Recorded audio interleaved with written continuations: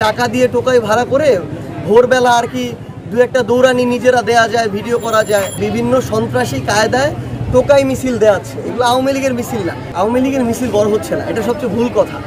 তারা যে ওই বিদেশ থেকে তাদের কালো টাকা যেগুলো পাচার করেছিল, সেই লক্ষ লক্ষ কোটি কোটি টাকা বা হাজার কোটি টাকা কালো টাকা যেগুলো জনগণের লুটপাট করে পাচার করেছিল, সেগুলো পাঠিয়ে তারা মাঝে মাঝে বিভিন্ন সন্ত্রাসী কায়দায় টোকাই মিছিল দেওয়াচ্ছে। এগুলো আওয়ামী লীগের মিছিল না।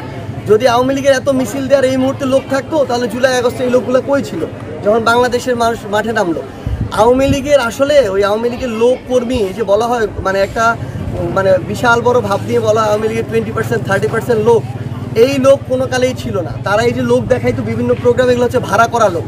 যদি এগুলো তাদেরই লোক হইতো, তাহলে তো জুলাইয়ে যখন তাদের বিরুদ্ধে ছাত্র জনতা রাজপথে নামলো, তারা যদি তাদেরই লোক হইতো, তারা রাজপথে নামতো।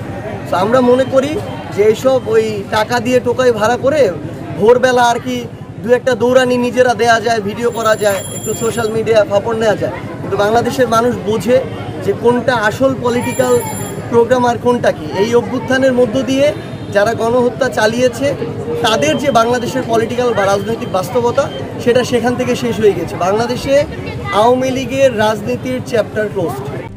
RICL TMX, যুগের পর যুগ স্থাপনা থাকে মজবুত।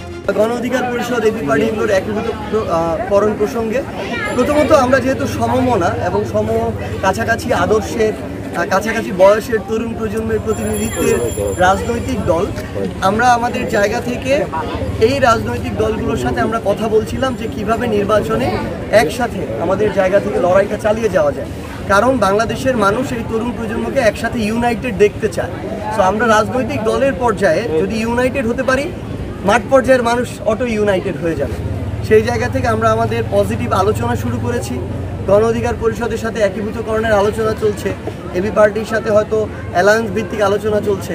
তো এটা অ্যালায়েন্স হোক কিংবা একীভূতকরণ হোক, আমাদের এই যে একসাথে কাজ করার যে আলোচনাটা, এটা সামনের দিকে এগিয়ে যাচ্ছে এবং পজিটিভভাবে এগিয়ে যাচ্ছে।